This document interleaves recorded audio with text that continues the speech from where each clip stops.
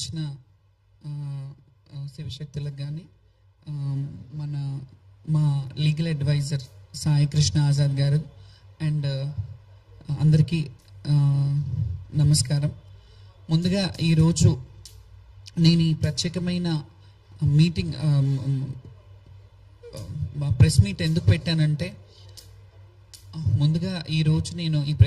పెట్టానంటే మొన్న జరిగిన శ్రీ ఉజ్జయిని మహంకాళి అమ్మవారి బోనాల సందర్భంగా ఏవైతే చెదురుమదురు ఘటనలు జరిగినాయో దాన్ని ఉద్దేశించుకొని కొన్ని విషయాలు చర్చించడానికి వచ్చాము. కొన్ని అపోహలు, కొన్ని వాస్తవాలు అన్నీ ఎలాగైతే బయట ప్రజలకు వెళ్తున్నాయో, ఇది రాంగ్గా పోర్ట్రేట్ అవుతున్నాయో కొన్ని విషయాలు, వాటన్నిటి మీద సంజాయిషి చెప్పడానికి వచ్చాను. అలాగే మా మీద కూడా కొన్ని విమర్శలు వచ్చాయి, వాటికి ఆన్సర్ ఇవ్వడానికి వచ్చాను. ముందుగా ఫస్ట్ స్టార్టింగ్ ఏంటంటే, బోనాల పండుగ సందర్భంగా మేము బోనాలు తీసుకెళ్ళడం జరిగింది.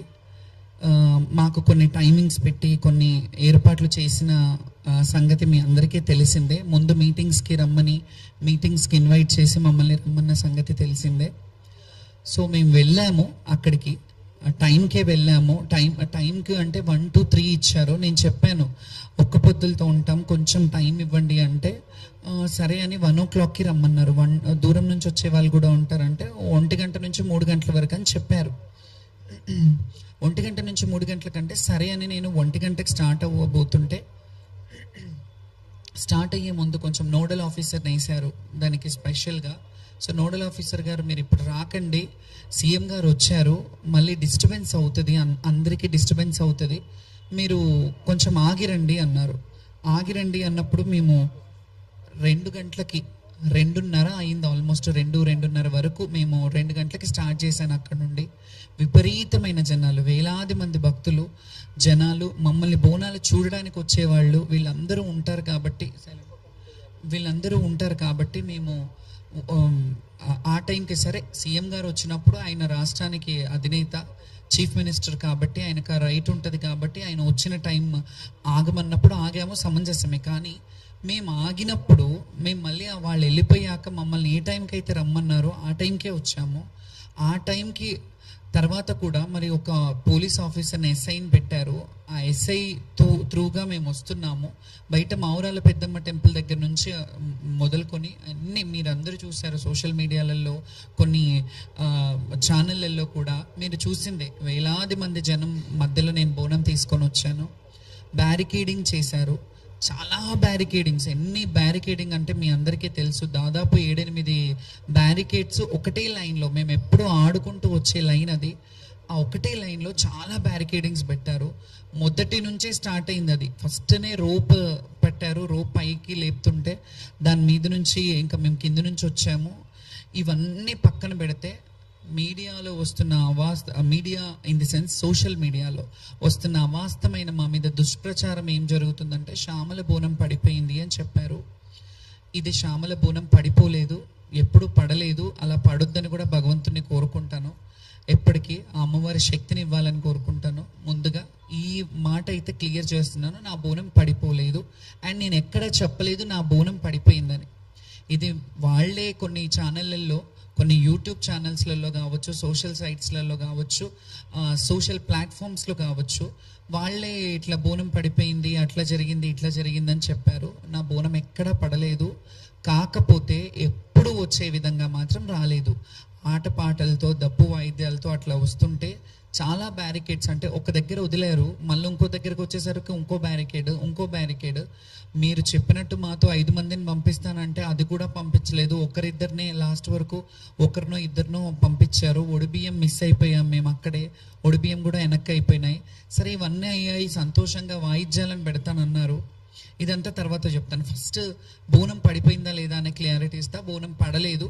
ఇప్పటి వరకైతే నా ఇన్నేళ్ల చరిత్రలో, ఇన్నేళ్ళు నేను బోనాలు ఎత్తుతున్నాను, ఎప్పుడు పడలేదు. సో ఈసారి కూడా పడలేదు. కాబట్టి నా ఫ్యాన్స్కి, నన్ను నమ్ముకునే భక్తులకి, వీళ్ళందరికీ నేను ఈ విషయంగా మీకు చెప్తున్నాను ఈ ప్లాట్ఫామ్ విధంగా. అది ఆ వీడియోస్ కూడా పెడతాను, నేను నా ఇన్స్టాగ్రామ్లో పెడతాను నేను వెళ్ళి బోనం ఎక్కించేది. కాకపోతే అసంతృప్తితో వెళ్ళిన మాట వాస్తవమే. ఎందుకంటే ఎప్పుడు ఆనందంగా ఆటపాటలతో, మీ అందరికీ తెలుసు, గత వీడియోలు చూస్తే వాయిద్యాల నడుమ, డప్పు సప్పుళ్ళ నడుమ అమ్మవారి పూనకంతో వెళ్ళే వాళ్ళము. ఎక్కడికక్కడ నిర్బంధనం మెల్లిగా మెల్లిగా మెల్లిగా, అంటే ఇది ఒక టార్గెటెడ్ విషయంలాగా జరిగినట్టు అనిపించింది నాకు. ఎందుకంటే ఇందులో జరిగిన తప్పిదం ఏంటంటే, మాకు యాక్చువల్లీ పోలీస్ డిపార్ట్మెంట్ నుంచి ముందుగా ఒకరోజు ముందు కాల్ చేశారు. వెళ్ళాం, మీటింగ్కి రమ్మనంటే వెళ్ళాం. వెళ్ళి వాళ్ళు చెప్పిన టైమింగే, మీరు లక్షలాది మంది వస్తారు, ఈ లక్షలాది మందికి ఇబ్బంది కావద్దంటే మీరు ఈ టైంలో రండమ్మా, మీకు ఏ ఇబ్బంది ఉండదు, మిమ్మల్ని సాఫీగా పంపిస్తాము. మోర్ ఓవర్ అందులో ఇంకో మాట చెప్పింది ఏంటంటే, హామీ ఇచ్చింది, ఇది కూడా వీడియోలు ఉన్నాయి, నేను పెడతాను ఇవి. వాళ్ళు ఏం హామీ ఇచ్చారంటే, బ్యారికేడింగ్ పోలీస్ స్టేషన్ ఎక్కడి వరకు ఉందో అక్కడి వరకు మీ వాయిద్యాలతో రండి, అక్కడి నుంచి లోపల వరకు మేము పెడతాము, కల్చరల్ డిపార్ట్మెంట్ నుంచి మేము కల్చరల్ టీమ్ని పెడతాము, ఆ వాయిద్యాలతో మీరు వెళ్దురు కానీ ఎవరు వచ్చినా మీకు ఘన స్వాగతం పలుకుతాము అనే మాట చెప్పారు. ఆ ప్రపోజల్ మేమే అంతకుముందు ఉన్నప్పటి నుంచే పెట్టాము. గతంలో మంచిగా జరిగింది, మంచిగా జరిగినప్పుడు మంచిదని చెప్పాము, బాగాలేనప్పుడు బాగాలేదని చెప్తాము. మంచిగా జరిగినా బాగాలేకపోయినా ఎలాగైనా సర్దుకోవాలనే విషయం మీ తత్వం మాకు బోధపడలేదు, ఎలా సర్దుకోవాలి. ఎందుకంటే లక్షలాది మంది వచ్చే భక్తుల్లో మేము ఎన్నో సంవత్సరాలుగా మా జీవితాన్ని అమ్మవారికి అంకితం చేసి, మా జీవితంలో ఎన్ని ఒడిదుడుకులున్నా, ఎన్ని కష్ట నష్టాలున్నా, ఏ బాధలున్నా, ఎండ వాననక ఏది ఉన్నా, ఏది వచ్చినా, ఎలాంటి అవాక్కులు చెవాకులు వచ్చినా ఖచ్చితంగా సంవత్సరం అంతా ఆషాఢ మాసం ఎప్పుడు వస్తుంది, అమ్మకు బోనం ఎప్పుడు పెట్టాలి, మేము ఎప్పుడు వెళ్ళాలి, మేము ఎప్పుడు అలంకరించుకొని అమ్మకు కనపడాలి. ఎందుకంటే అలంకార ప్రియురం మేము, మా జీవితాలే అమ్మవారి సేవకు అంకితమైన వాళ్ళము.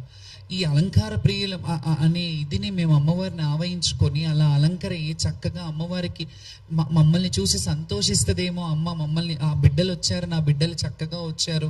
ఎప్పుడైనా ఒక తల్లికి బిడ్డను చూసినప్పుడు వాళ్ళు చక్కగా ఉన్నారు, వాళ్ళు మంచిగా ఉన్నారంటేనే, వాళ్ళు హెల్త్గా వెల్త్గా అన్ని విధాలుగా బాగున్నారంటేనే అమ్మకు ఆనందం. అట్లాగే మేము అమ్మ బిడ్డలం కదా, మా తల్లిదండ్రులు అది ఉన్నా జీవితంలో వివక్షతకు గురైన జీవితాలు మావి.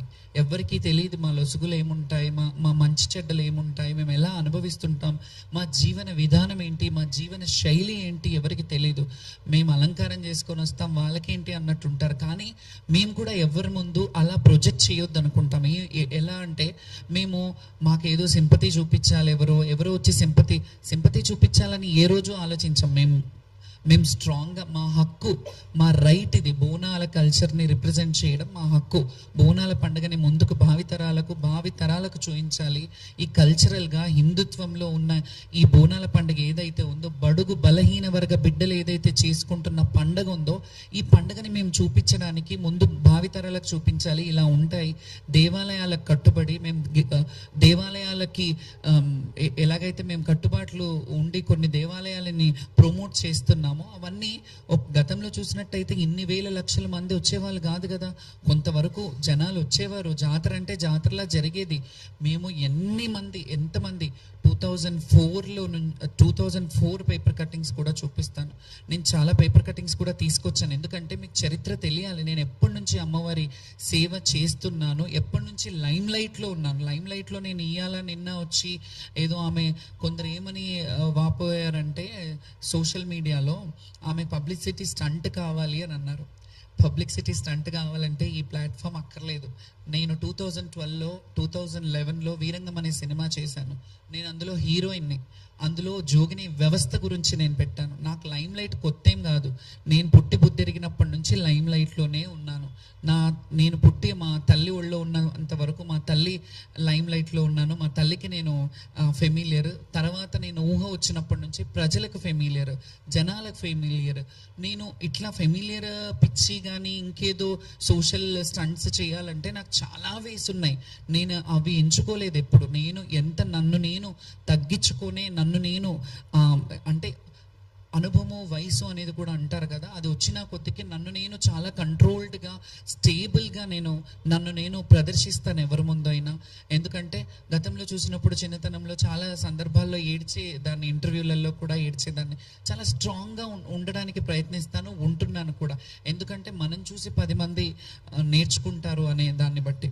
సో సో దీంట్లో ఓవరాల్గా ఇవన్నీ చెప్పడం కంటే ఆ పోలీస్ డిపార్ట్మెంట్ వాళ్ళు పిలిపించి మమ్మల్ని మీరు ఈ టైంకి రమ్మన్నారు, ఆ టైంకి ఎస్ఐని పెట్టారు, వాళ్ళు కదా బాధ్యత వహించాలి, పోలీసుల మీద మేము ఇట్లా ఎందుకు చేశారు, మీరు ఇది కరెక్ట్ కాదు కదా అని అన్నాము. నెక్స్ట్ డే బోనాలు పడిపోయిన వాళ్ళే కొందరు బోనాలు పడిపోయినాయి అని చెప్పారు.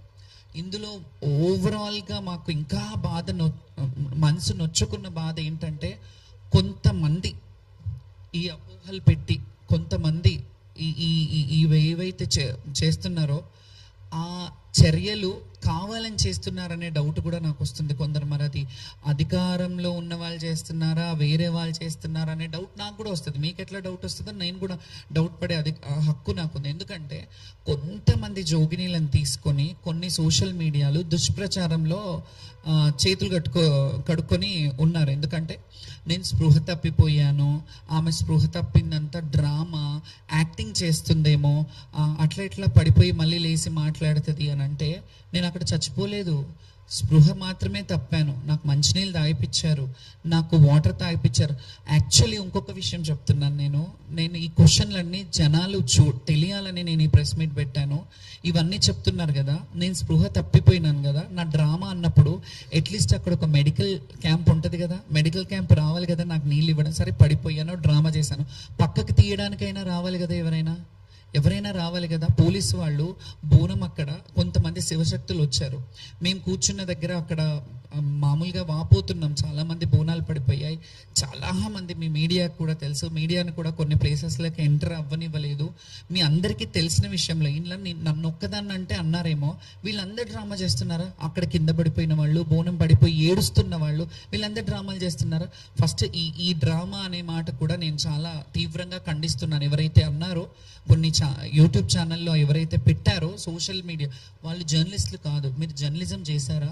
మీరు జర్నలిస్ట్లా? మా వ్యక్తిగత బౌన్సర్లు ఎందుకు అనే ఒక క్వశ్చన్ రేజ్ చేశారు ఒక ఛానల్లో. ఆ ఛానల్ ఏదో కూడా నేను చెప్తాను, ఆ వ్యక్తులు ఎవరో కూడా చెప్తాను. ముందుగా నేను చెప్పే ముందు మీకు అర్థం కావాలని చెప్తున్నాను. అందులో బౌన్సర్లు ఎందుకు, ఈమెకు బౌన్సర్లు అవసరమా, అయినా శివశక్తులు జోగినీలకి బౌన్సర్లు అవసరమా అంటే అవసరమే. ఎందుకో చెప్పనా, లక్షలాది మంది మన్నలను, లక్షలాది మంది ప్రేమను సంపాదించుకున్న మేము, కొంతమంది చెడుగా ఉంటారు, కొందరు మంచిగా ఉంటారు, అందులో ఎక్కడ కూడా అపశృతి జరగొద్దు. మేము బోనాలు తీసుకెళ్లేటప్పుడు తెలియక కూడా అత్యుత్సాహంతో, అతి ప్రేమతో వాళ్ళు మా మీదికి పడి ఫోటోలు దిగాలని, ఫోటోల కోసం ఎగబడుతుంటారు. ఈ విషయం మీ అందరికీ తెలిసిందే, మీడియా వాళ్ళకి. ఎందుకంటే మిమ్మల్ని కూడా తోసేసిన సందర్భాలు ఉన్నారు, మీరు కూడా చాలామంది నా బోనానికి కింద పడ్డ సందర్భాలు చాలా ఉన్నాయి. సో ఆ బౌన్సర్లను పెట్టుకున్నారంటే ఆ బోనం పడొద్దు, బోనం భంగం కావద్దు అని చెప్పి ఈ కల్చర్ని భ్రష్టు పట్టియొద్దు, కల్చర్ని రిప్రజెంటేషన్. నేను అమ్మకి 365 రోజులు మనకు అన్నం పెట్టే అమ్మకి మనం ఒక రోజు బోనం చేస్తున్నామంటే అది పవిత్రంగా తీసుకెళ్లాలని ఒక్క పొద్దుతో, ఉపవాసంతో మేము వెళ్ళి అమ్మవారికి నైవేద్యం ఆటపాటలతో, డప్పు చప్పుళ్లతో ఇవన్నీ వెళ్ళి మేము ప్రజెంట్ చేయడం జరుగుతుంది. డబ్బులు గవర్నమెంట్ పెట్టట్లేదు, మా సొంత డబ్బులు.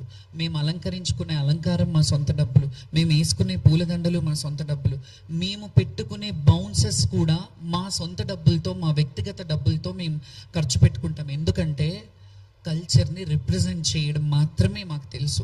కల్చర్ని రిప్రజెంట్ చేయాలి, మేము బోనాలు తీసుకెళ్ళాలి, అమ్మని, తల్లిని చూడాలి. సంవత్సరం అంతా ఎదురు చూసే ఘట్టం ఏదైతే ఉంటుందో, ఆ సికింద్రాబాద్ ఉజ్జయిని మహంకాళి కావచ్చు, ఎల్లమ్మ బల్కంపేట ఎల్లమ్మ కావచ్చు, ఏడుపాయల దుర్గమ్మ కావచ్చు, కుమరవెల్లి మల్లికార్జున స్వామి కావచ్చు, ఐలవేణి కావచ్చు, మేడారం సమ్మక్క సారక్క జాతర కావచ్చు, అక్కడ అన్ని వేలాది లక్షలాది మంది శివశక్తులు, భక్తులు అందరూ వెళ్ళడంలో, శివశక్తులు కొంత ప్రత్యేకమైన అలంకారాల్లో ఉండడంలో తప్పే ఉంది. మేము ఇట్లా రెడీ అవుతారు, ఒక ఆడవాళ్ళు ఒక వ్యక్తిగత ఇదిని, మీరు డ్రెస్సింగ్ని, లేకపోతే మేము రెడీ అయ్యే విధానాన్ని మీరు బయట వేరేగా పోర్ట్రేట్ చేస్తున్నప్పుడు మీకు కొంచెం కూడా సిగ్గు అనిపించట్లేదా? అట్లా ఒక వ్యక్తిని మీరు అంటే బట్టల దుస్తుల రూపంలో కానీ, లేకపోతే ఇంకా మా వేషధారణ రూపంలో డీగ్రేడ్ చేయడం కాదా ఇది? డిగ్రేడ్ చేయడం, మమ్మల్ని తక్కువ చేసి మీ హేళన చేయడం కాదా ఇది? మా వస్త్రధారణ మీద మీరు అట్లా హేళ చేయడం అదొకటి. ఇంకొకటి, అందులో కొంతమంది పోలీసుల హడావిడి జరిగింది, పోలీసుల గొడవలు జరిగినాయి. నెక్స్ట్ డే మమ్మల్ని పంపించేశారు. బోనము వేరే కొంతమంది జోగినీళ్ళు మేము అక్కడ కూర్చున్నప్పుడు వచ్చేసి గబగబల్ని ఏమైందో తెలియదు మాకు, మేము వచ్చేసినాము, వాళ్ళు కూర్చునేసరికి బోనం ఎక్కించాం. కొంచెమన్నా బుద్ధుంది మాట్లాడుతున్నారా మీరు? శివశక్తులకి ఈ మాట చెప్తున్నాను. నేను ఏ రోజు కూడా ఇవన్నీ పక్కన పెడితే, నేను ప్రభుత్వంతో కొట్లాడానా ఇవన్నీ కొట్లాడానా పక్కన పెడితే, నేను డైరెక్ట్ క్వశ్చన్ ఒక శివశక్తులకు వేస్తున్నాను ఈ సవాలు. ఇన్ని రోజులు శివశక్తులకు మేము ఏదైతే చేస్తున్నామో, శివశక్తుల గురించి పోరాడుతున్నామో, ఏ రోజు నా గురించి పోరాడలేదు. నా గురించి ఒక్కదాని గురించి అయితే నాకు గ్రీన్ కార్పెట్ కాదు, 7 కలర్స్ ఆల్ కలర్స్ కార్పెట్లు వేసేస్తారు. నేను నా క్యాలిబర్ ఏంటో నాకు తెలుసు. కానీ నేను ఏ రోజు అలా అడగలే, మా శివశక్తులకు ఒక క్యూ లైన్ పెట్టండి, మా బోనాల వాళ్ళు ఇన్ని కిలోల బరువును ఎత్తుకొని ఉంటారు, మా